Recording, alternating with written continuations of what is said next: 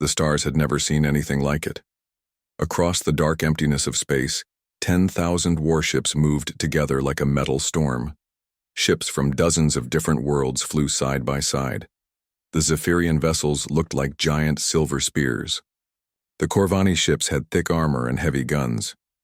The Delthan fleet moved in perfect lines, their blue hulls shining under distant starlight. Admiral Kethvar stood on the bridge of his flagship, the Eternal Dominion. His gray skin looked almost white under the bright lights. His four eyes watched the screens that showed his massive fleet. Each dot of light was a warship. Each warship carried enough firepower to destroy a city. Together they could burn entire worlds. "Admiral," his aide said, walking up to him, "all fleets report ready. 10,237 ships total." Kethvar nodded slowly. In his long military career, he had commanded many battles. He had conquered 12 worlds for the hegemony. But this was different. This was the largest fleet ever assembled in the galaxy. And it was all for one purpose: to destroy the humans. The humans were a problem. A big problem. They had appeared in space only 200 years ago. At first, the hegemony had ignored them. They were just another young species learning to fly between stars. But then the humans started doing something dangerous. They started talking to other species. Not just trading or making deals. They actually talked to them. They shared ideas. They shared technology. They shared stories. Worse, they shared something the hegemony had worked very hard to destroy: hope. "Show me the intelligence reports again," Kethvar ordered. The screens changed. Now they showed human colonies, small worlds with simple buildings. Their ships looked weak compared to hegemony vessels. Their weapons were basic. Their technology was generations behind the great powers of the galaxy. But that was not what made them dangerous. "The Terrans have made contact with 47 species in the last 50 years, the aide reported. They have shared medical technology with the Vortani. They taught the Kalari how to clean their poisoned oceans. They gave the Nixari access to their historical databases." Kethvar's hands closed into fists. This was exactly the problem. The hegemony ruled the galaxy by keeping species separate. Each world was told they were special. Each species was told they were the chosen ones. Each culture was carefully managed so they never learned too much about others. The humans were destroying all of that. "What else?" Kethvar asked. "They are teaching younger species about something they call democracy. They speak of individual rights. They share scientific discoveries freely instead of keeping them secret. Some of our own member species are starting to ask questions." That was the real threat. For 3,000 years, the hegemony had kept peace by keeping control. Every species had their place. Every world knew their role. Information was carefully controlled. History was carefully managed. Each species was told only what they needed to know. The humans were teaching other species to think for themselves. "And their military strength?" Kethvar asked, though he already knew the answer. "Approximately 300 ships total. Most are cargo vessels or exploration craft. Perhaps 50 actual warships. Their technology is adequate but not advanced. They pose no direct military threat." Kethvar smiled grimly. That was what made this so perfect. The humans could not fight them. They could not run from them. They could only die. And when they were gone, the galaxy would return to the proper order. "Admiral, we are receiving a transmission from the human colonies," the communications officer reported. "Put it on screen." A human face appeared on the main display. It was a woman with dark skin and kind eyes. She looked tired, but not afraid. "I am Director Maya Patel of the Human Colonial Council," she said. "We know you are coming. We know why you are coming. We want to say that we understand your concerns." Kethvar said nothing. "Let the human speak." "We have never wanted to threaten anyone," Director Patel continued. "We have only wanted to share and learn. We believe that knowledge belongs to everyone. We believe that all thinking beings deserve freedom and dignity. If that makes us your enemy, then we are sorry. But we will not apologize for trying to make the galaxy a better place." The transmission ended. Kethvar stared at the blank screen for a moment. "Typical human arrogance," he said finally. They think they can make the galaxy better. They do not understand that the galaxy is already perfect. The hegemony has brought 3,000 years of peace and order. These humans want to destroy that with their chaos. His aide nodded. Shall we begin the attack, Admiral? Not yet. First, we send the ultimatum. Let them surrender with dignity. It will make a better example for other species who might think about following the human path. The fleet moved closer to human space. They stopped at the edge of the solar system where Earth hung like a blue jewel. The ultimatum was broadcast on all frequencies. To the humans of Earth and all human colonies, Kethavar's voice echoed across space. You are guilty of crimes against galactic order. You have spread dangerous ideas. You have corrupted young species with false hopes. You have threatened the peace that the hegemony has protected for 3,000 years. He paused, letting his words sink in. You have one choice. Surrender completely. Shut down all your colonies. Return to your homeworld. Never leave your system again. Do this, and we will let you live in isolation. Refuse, and we will remove you from the galaxy permanently. The response came quickly. It was not from Director Patel. It was from someone else entirely. This is Captain Sarah Chen of the Earth vessel Harmony's voice, the new voice said. We have received your ultimatum. We need time to consider your terms. Will you grant us 48 hours? Kethavar was surprised. He had expected defiance or begging. This sounded almost reasonable. You have 12 hours, he replied. No more. The transmission ended. Kethavar looked at his fleet displays again. 10,000 ships against 300. The humans had no choice but to surrender, but something bothered him. The human captain had sounded too calm, too confident. Like she knew something he did not. Admiral, the sensor officer called out. We have detected a single human ship approaching our position. One ship? Kethavar asked. Are they surrendering?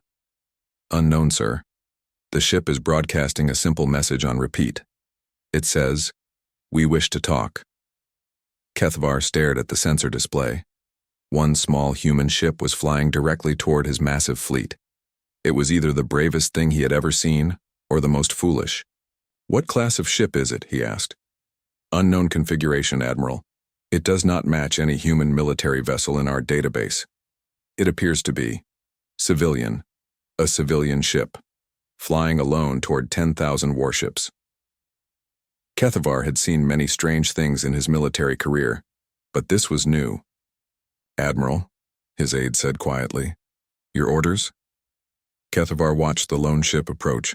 It was small and unremarkable. It posed no threat to his fleet, but something about it made him uneasy. Let it come, he said finally. I want to see what the humans think one ship can do against 10,000. The human ship kept coming, broadcasting its simple message over and over. We wish to talk.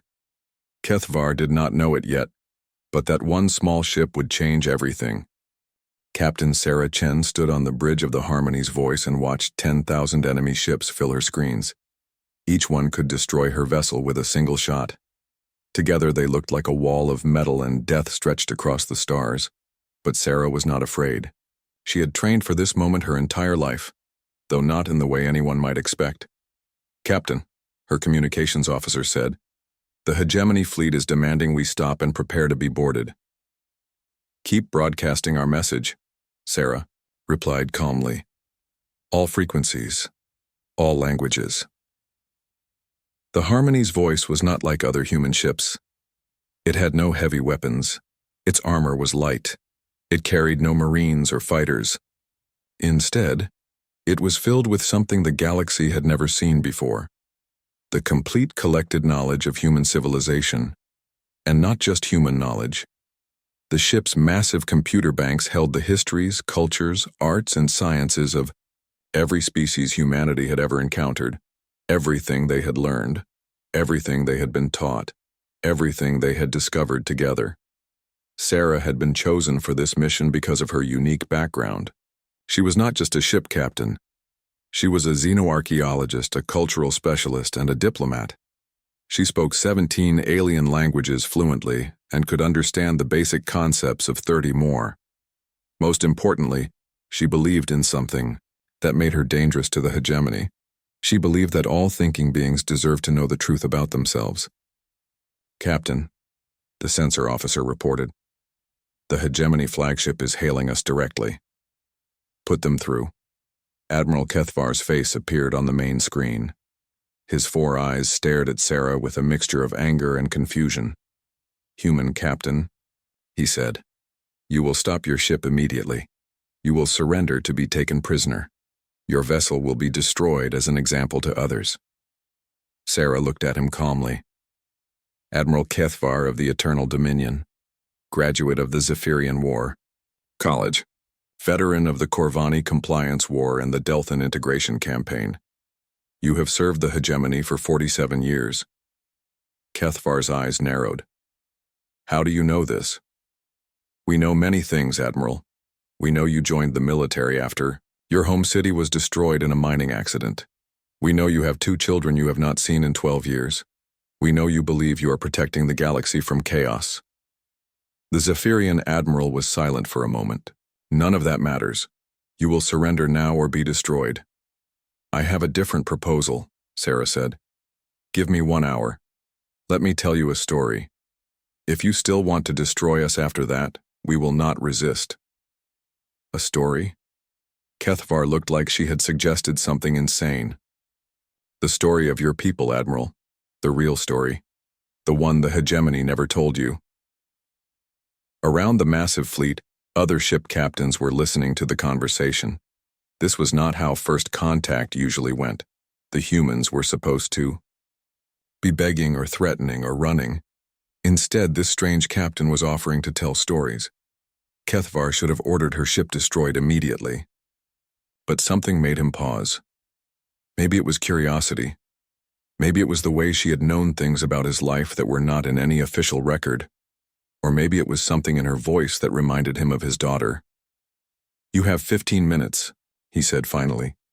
"Then you die." Sarah smiled. "Thank you, Admiral. Computer, begin transmission sequence Zephyrian Alpha." Across all frequencies, the Harmony's voice began to broadcast. But these were not the military communications the hegemony expected. These were songs, images, stories, the ancient history of the Zephyrian people before they joined the hegemony.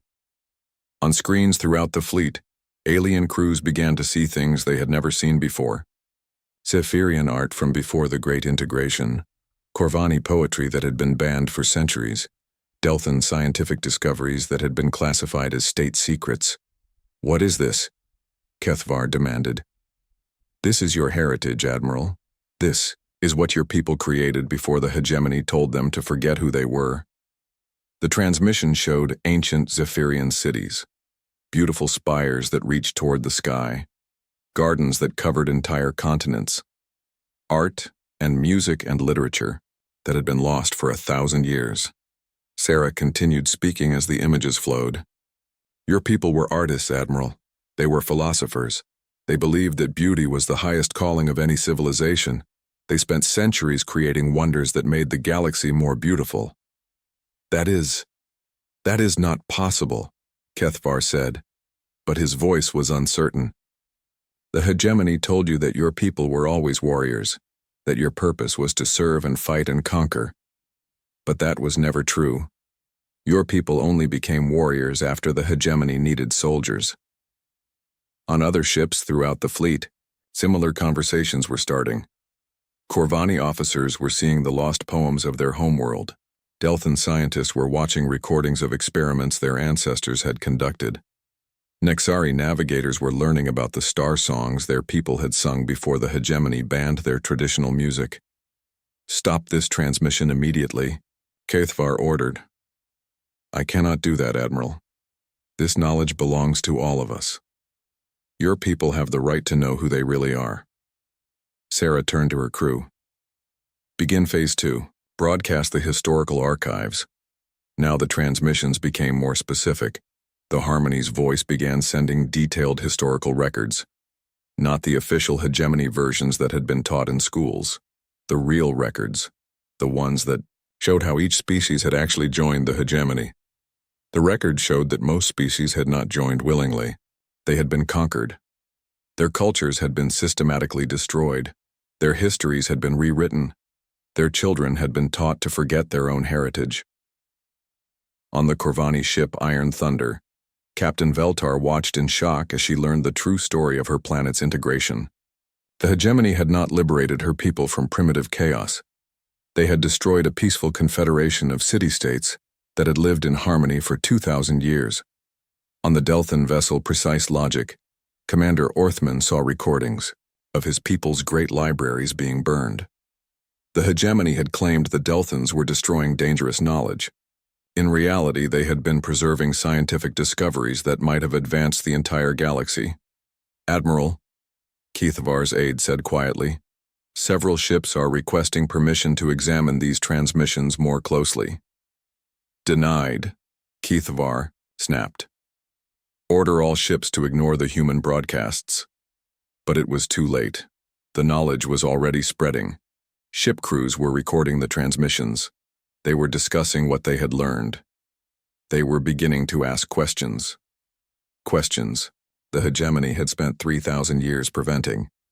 "Captain Chen," Keithavar said, his voice now cold with anger. "You are spreading lies and propaganda. You are trying to destroy the unity that has kept the galaxy peaceful." Sarah looked at him with sad eyes. "Admiral, I am only sharing the truth." "Is the truth really so dangerous?"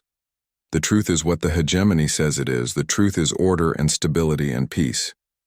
But what if there could be peace without lies?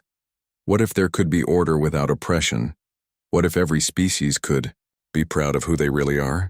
Around the fleet, the questions were spreading. Why had they never learned about their own histories? Why were certain books banned? Why were some scientific discoveries classified? Why did the hegemony control all information about the past? "Enough," Keithavar said. "Your 15 minutes are over. Prepare to be destroyed." But as he turned to give the order, his communications officer spoke up. "Admiral, we are receiving messages from throughout the fleet. Many ships are requesting clarification about the human transmissions." "What kind of clarification?" "They want to know if the historical records are accurate, sir." Keithavar looked around his bridge. His own crew was staring at him, waiting for answers. They had heard the transmissions too. They had seen the images of their own lost heritage. For the first time in his long military career, Admiral Keithavar was not sure what to say. The human ship continued its broadcasts, filling the space between the stars with knowledge that had been hidden for millennia.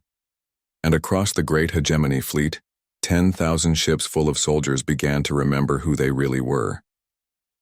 The Harmony's voice hung in space like a tiny island surrounded by an ocean of warships. From the outside it looked helpless. But inside, Captain Sarah Chen was unleashing the most powerful weapon humanity had ever created. The truth. "Admiral," Sarah said, looking directly at Keithavar's image on her screen. "You asked what this ship is.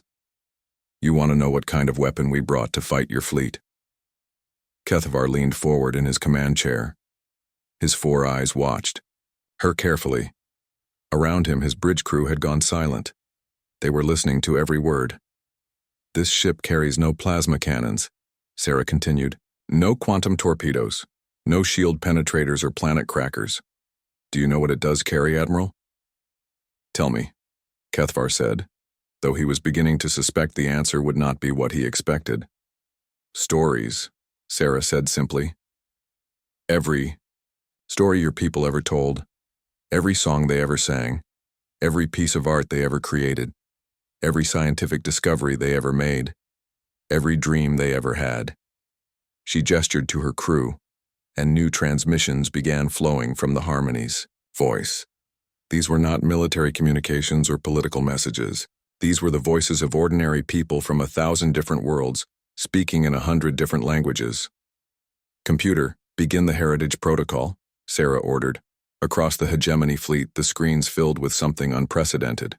Not propaganda or official announcements, but personal stories. A Zephyrian grandmother singing a lullaby that had been banned for 800 years. A young Corvani artist creating sculptures in a style that had been forbidden since the integration wars. Delthan children playing games that their great-grandparents had invented before the hegemony told them such activities were unproductive.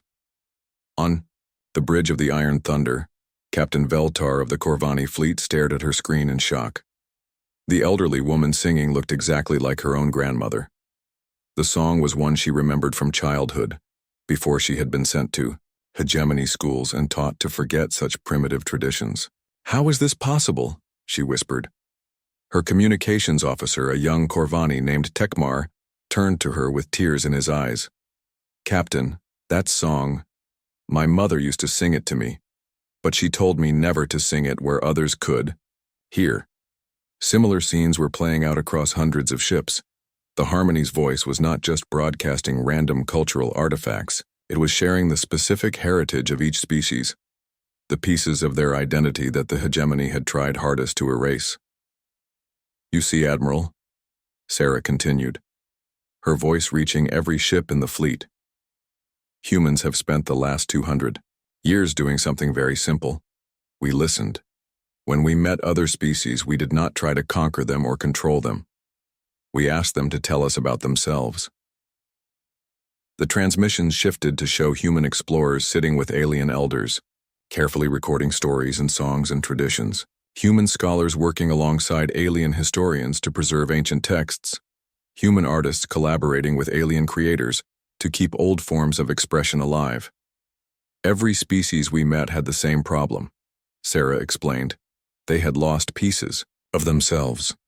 Languages that were dying, arts that were forbidden, sciences that had been classified, histories that had been rewritten, so we helped them remember.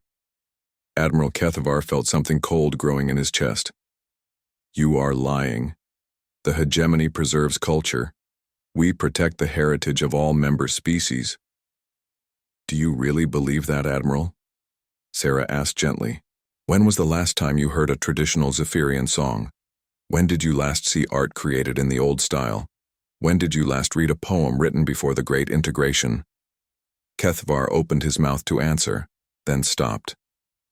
He could not remember. His education had focused on military history and tactical studies. His entertainment came from approved hegemony productions. His reading was limited to official reports and regulations. "The hegemony told you that your old culture was primitive," Sarah continued. "They said your people needed to move beyond such things to become civilized, but they never asked what you might have lost in that process." On screen, new images appeared. These showed what Zephyrian culture had looked like at its height. Cities that grew like living things, shaped by artistic vision rather than military efficiency. Scientists who approached their work like poets, seeking beauty as much as knowledge. Philosophers who believed that every individual had infinite worth. "This is propaganda," Kethavar said, but his voice lacked conviction. "No, Admiral, this is memory. Every piece of information you are seeing was preserved by your own people, hidden in private collections, passed down through families, kept alive by individuals who refused to let their heritage die. The transmissions showed exactly that. Secret societies on Zephyrian worlds that had preserved the old arts, underground networks that had kept banned languages alive, families that had hidden historical artifacts for generations, waiting for a time when they could be shared again. "The humans found us," came a new voice over the communications channel. It was Captain Veltar of the Iron Thunder. 3 years ago, human explorers made contact with my homeworld. They did not come as conquerors or traitors. They came as friends. Kethavar spun to face his communication station. "Captain Veltar, you will maintain communication discipline." "No, Admiral," Veltar said quietly. "I will not. For 40 years I have followed orders without question, but now I understand what we have lost." Other voices began joining the conversation. Captains and crew members from across the fleet started sharing their own stories. Many had encountered humans before. Some had dismissed them as naive idealists. Others had been intrigued by their strange ideas about cooperation and cultural exchange. "They asked us to teach them our poetry," said Commander Orthman from the Delthan ship Precise Logic. "I told them we had no poetry, but they knew we did. They showed me poems written by my own ancestors preserved in their archives. They helped us restore our star songs, added Navigator Shiala from a Nexari vessel. We had forgotten how to read the old navigation methods. The humans helped us remember. Sarah watched the growing conversation with satisfaction. This was exactly what she had hoped would happen. The Heritage Protocol was not about attacking the hegemony directly. It was about reminding people who they really were. You see, Admiral, she said to Kethvar, this ship is not a weapon of war. It is a weapon of memory. We brought the galaxy its own history. Stop this immediately, Kethvar ordered. All ships, cease communication with the human vessel. Prepare for immediate attack. But his orders were not being followed. Across the fleet, crews were too busy talking to each other. They were sharing stories they had thought were lost forever. They were asking questions they had never been allowed to ask. Admiral, Sarah said gently, there is something else you should know. Something about your own family. Kethvar froze. What about my family? Your daughter, Nevara. She is an artist, did you know that? That is impossible. She is studying military logistics at the academy. She is. But in her spare time she creates sculptures in the traditional Zephyrian style. She has been trying to learn the old techniques. She keeps her work hidden because she knows it would disappoint you. Sarah's screen showed images of beautiful crystal formations, shaped with techniques that had been lost for centuries. They were signed with a name Kethvar recognized, his daughters. She has been searching for information about her heritage, Sarah continued. She wants to understand what it means to be Zephyrian beyond serving the hegemony. She wants to know who her people really were. Kethvar stared at the sculptures his daughter had created in secret. They were beautiful in a way that took his breath away. They reminded him of something from his own childhood, a vague memory of his grandfather showing him old books with pictures of the ancient cities. How do you have these? He asked quietly. She shared them with a human cultural exchange student, someone who appreciated her work and encouraged her to keep creating, someone who told her that her heritage was something to be proud of, not something to hide. Around the fleet, similar revelations were spreading. The humans had not just preserved alien cultures. They had actively encouraged young people from other species to reconnect with their roots. They had created networks of artists, scholars, and historians who worked to keep old traditions alive. This is what humans do, Sarah explained. We do not conquer cultures. We celebrate them. We do not erase histories. We preserve them. We believe that diversity makes the galaxy stronger, not weaker. Admiral Kethvar looked around his bridge. His crew was staring at him, waiting for orders. But for the first time in his career, he was not sure what those orders should be. The human captain had not fired a single shot. She had not threatened or demanded or bargained. She had simply reminded an entire fleet of who they really were, and somehow, that was more dangerous than any weapon he had ever faced. The great hegemony fleet was coming apart. It started small, a few junior officers asking their captains quiet questions about the human transmissions. A handful of crew members requesting permission to study the cultural archives being broadcast by the Harmony's voice. Small groups gathering in mess halls to discuss the old stories and songs they had just learned about. But like water finding cracks in stone, the questions kept spreading. Captain Veltar of the Corvani ship Iron Thunder stood in her ready room, staring at a piece of artwork displayed on her personal screen. It was a painting created by her great-grandmother, hidden away for decades and now revealed by the human broadcasts. The colors were unlike anything in modern hegemony art. They were wild and free and full of life. Captain, her first officer, said through the intercom, "We have a problem." "What kind of problem?" Veltar asked, though she suspected she already knew. Half the crew is requesting permission to send messages to their families. They want to ask about old traditions and stories, the ones that were mentioned in the human broadcasts. Veltar closed her eyes. She wanted to send such messages herself. For 40 years she had served the hegemony without question. She had believed in order and stability and the greater good. But now she was learning that the greater good had required her people to forget everything that made them who they were. "Grant the requests," she said finally. "Captain, Admiral Kethavar has ordered a communication blackout. No unauthorized transmissions. Then I am authorizing them." There was a pause. "Captain, that is directly contrary to fleet orders." Veltar turned to face her first officer. He was young, barely 30 years old. He had been born after the last Corvani cultural artifacts had been officially banned. He had never seen the art of his own people. "Tell me something," she said. "Do you know any Corvani poetry?"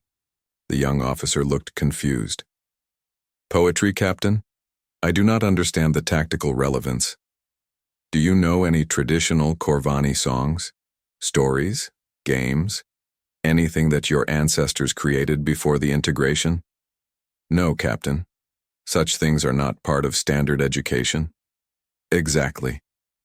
Veltar turned back to the painting on her screen. "Grant the communication requests. That is an order." Similar conversations were happening throughout the fleet. On the Delthan ship Precise Logic, Commander Orthman was dealing with a near mutiny, as his science officers demanded access to the suppressed research data the humans were broadcasting. The discoveries their own ancestors had made were more advanced than anything in current hegemony science. "Commander," his chief scientist said, "these equations solve problems we have been working on for decades. Our own people developed faster than light communication 300 years ago, and the hegemony classified it. That technology could have saved lives," another scientist added. "Ship crews lost in deep space could have called for help. Colonies could have stayed in contact with their homeworlds. Why was it hidden?" Orthman had no answer. The official explanation was that such technology was too dangerous for widespread use. But looking at the elegant mathematics developed by ancient Delthan researchers, he could see no danger except to hegemony control over information flow. "Sir," his communications officer interrupted, "we are receiving a transmission from the Delthan homeworld. It is from the underground archive." Every Delthan on the bridge went silent. The underground archive was a legend, a story told in whispers about scholars who had hidden away the old knowledge when the hegemony took control. Most people believed it was a myth. "Put it through," Orthman ordered. An elderly Delthan face appeared on screen. Her eyes were bright with intelligence and hope. "Commander Orthman of the Precise Logic," she said. "I am Archivist Telmine of the True Knowledge Preservation Society. We have been waiting 700 years for this day." "You are real?" Orthman whispered. "We are real. We have preserved everything. Every scientific discovery, every mathematical proof, every technological innovation our people ever made. The humans found us 5 years ago and helped us create a complete digital archive." The archivist smiled. "Commander, would you like to see what your people really accomplished before the hegemony told them to stop learning?" Across the hegemony, fleet, similar revelations were occurring. The humans had done more than just preserve cultural artifacts. They had found the hidden remnants of every species' true heritage and helped them create complete records of who they really were. On the Nexari ship Star's Edge, navigator Shiala was learning that her people had not been simple traders before joining the hegemony. They had been explorers who mapped most of the galaxy using techniques based on stellar harmonics and gravitational music. Their navigation methods were far more elegant and accurate than anything the hegemony currently used. "The humans taught us to read the old star charts," came a transmission from her homeworld. "We can hear the galaxy singing again, daughter. The songs our ancestors followed to find new worlds." Shiala had grown up believing her people were primitive wanderers who had been civilized by the hegemony. Now she was learning they had been the greatest explorers in galactic history. Admiral Kethavar watched his fleet falling apart and did not know how to stop it. Ship after ship was reporting communication difficulties or technical problems that required them to drop out of formation. In reality, they were gathering in small groups to share what they were learning about themselves. "Admiral," his aide said nervously, "perhaps we should begin the attack before the situation gets worse." "Attack?" Kethavar looked at the lone human, ship surrounded by his massive fleet. "Attack what? They have not fired a single shot. They have not even raised shields. They are destroying our unity, sir. Our crews are asking questions. Some ships are refusing direct orders. Kethvar knew. His aide was right. The humans were winning a war they had never declared, using weapons they had never fired. They were defeating the greatest military force in galactic history with nothing but information. Sir, the communications officer called out. We are receiving a priority transmission from Captain Chen. Put her through. Sarah Chen's face appeared on the main screen. She looked tired but determined. Admiral Kethvar, she said, I want to show you something. The screen split to show another image. It was Admiral Kethvar himself, but younger, much younger. He was perhaps 8 years old, sitting with an elderly Zephyrian who was showing him a book filled with beautiful pictures.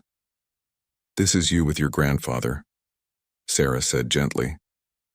He was showing you images of the old Zephyrian cities. Do you remember? Kethvar stared at the image. He did remember. It was one of his earliest memories. His grandfather had kept hidden books filled with pictures of how their world used to look. Beautiful spires and gardens and art that seemed to live and breathe. He told you stories about the time before, Sarah continued. When your people were artists and philosophers instead of soldiers. When they created beauty instead of weapons. How do you have this? Kethvar asked, his voice barely a whisper. Your grandfather was part of a preservation society. He and others like him kept the old knowledge alive, waiting for a time when it could be shared again. Before he died, he made recordings, stories and songs and memories of the way things used to be. The image changed to show the elderly Zephyrian speaking directly into a recording device. If you are watching this, Kethvar's grandfather said, then perhaps the time of forgetting is ending. Remember, child. Remember who we really are. Remember that we chose beauty over war, art over conquest, wisdom over power. Remember that we believed every living being had value. Kethvar felt something breaking inside his chest. He remembered his grandfather's stories. He remembered the beautiful pictures in the hidden books. He remembered being told that such things were from the past and that young Zephyrians needed to focus on the future. But what if the past held something worth remembering? Admiral, Captain Veltar's voice came over the fleet communication channel. I request permission to withdraw from this operation. Denied, Kethvar said automatically. Then I am withdrawing without permission, Veltar replied.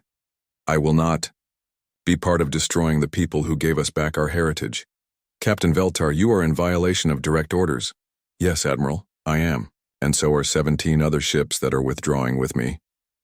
Kethvar looked at his tactical display. Ship after ship was pulling away from the main fleet.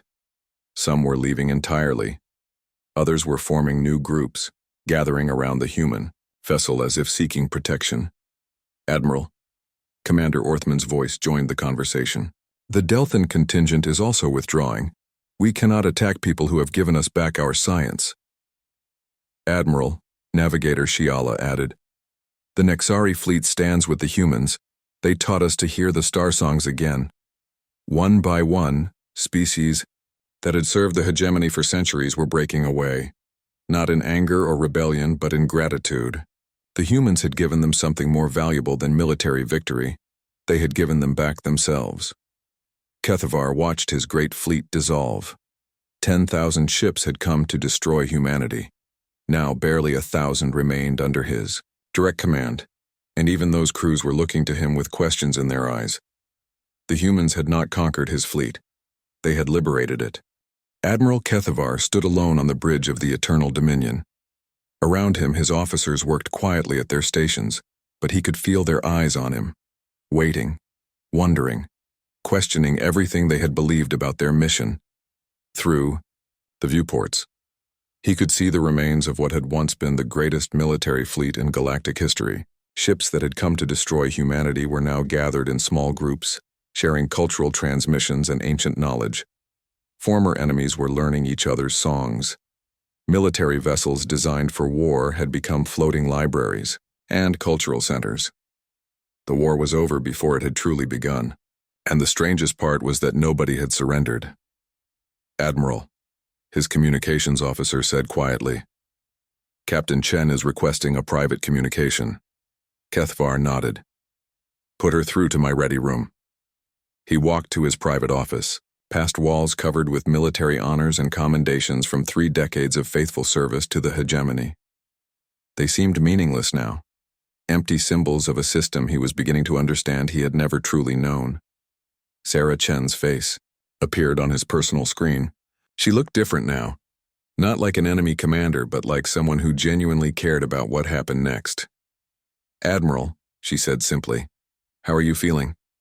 It was such an unexpected question that Kethvar almost laughed.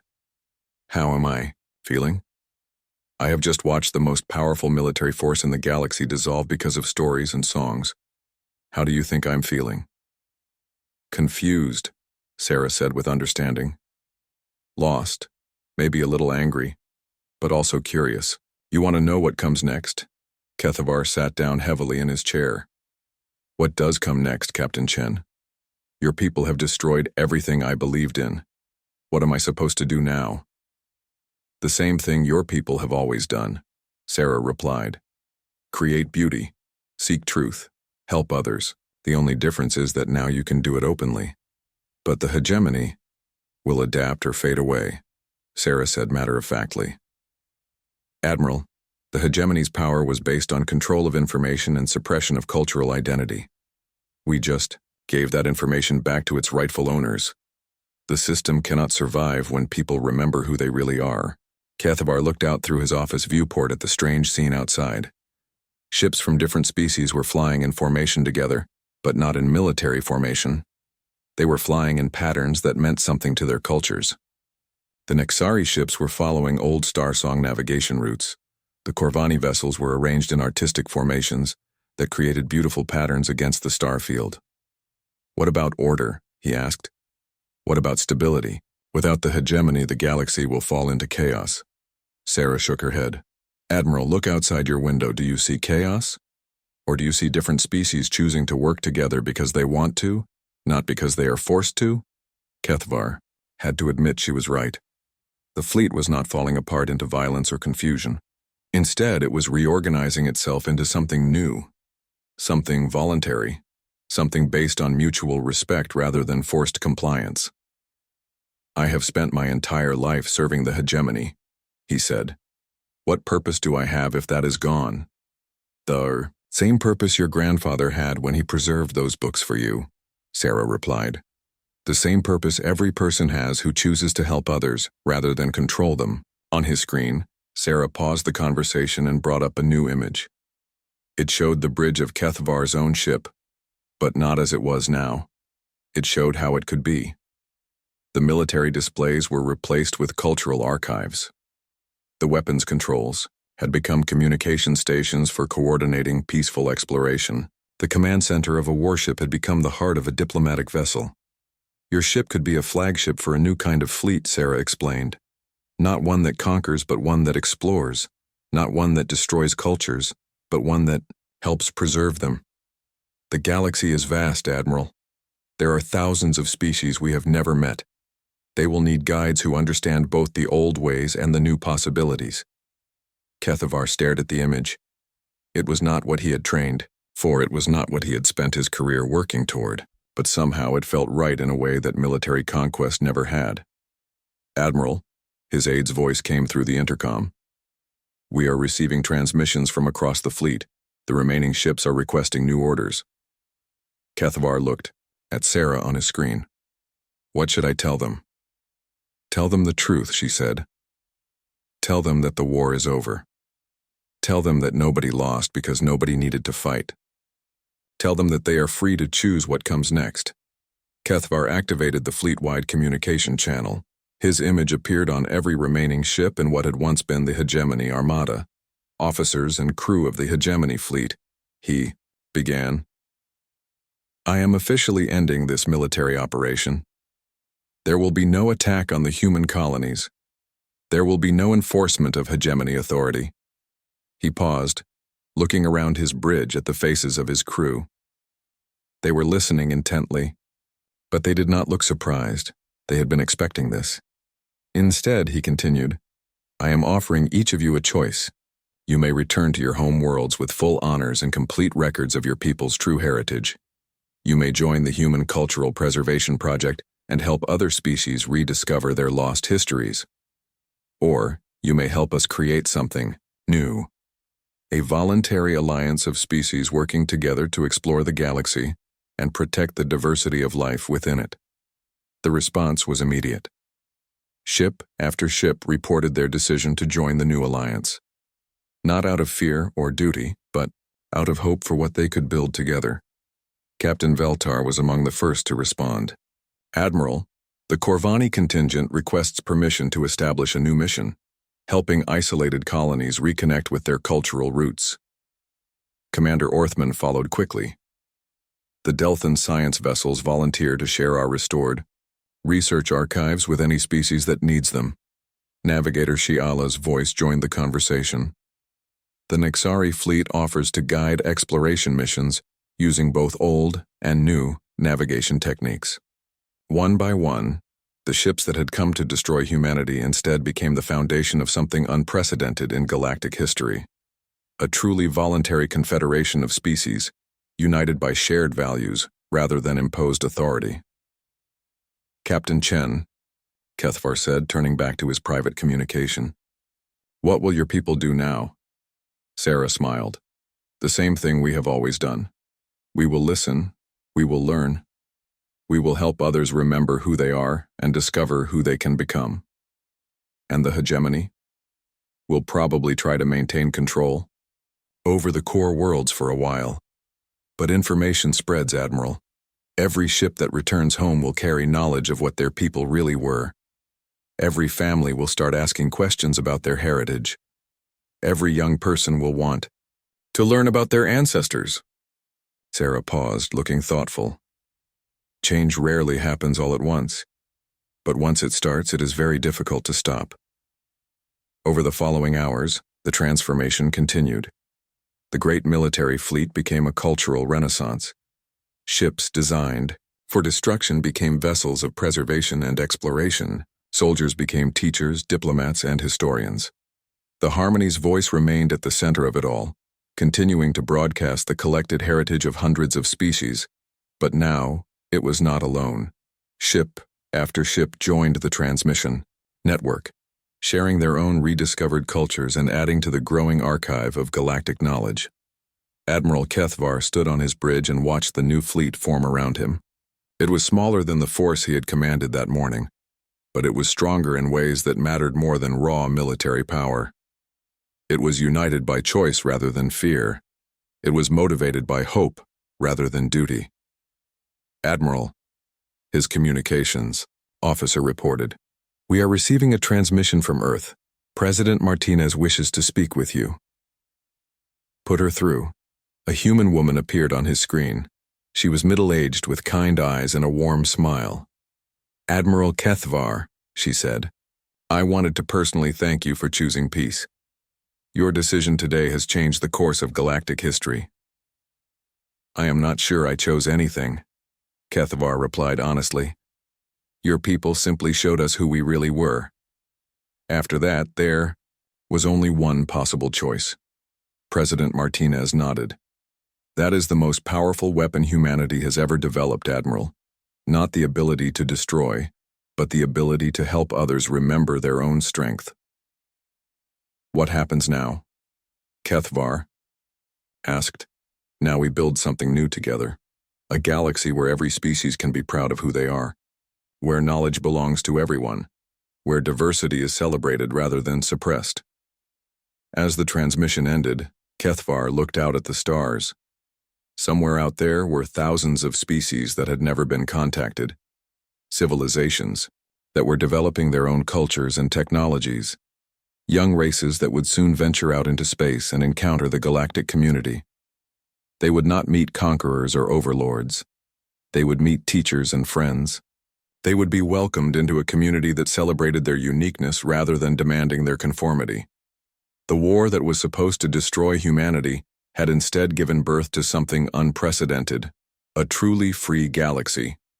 And it had all started with one small ship that carried the most dangerous cargo in the universe. the truth about who everyone really was.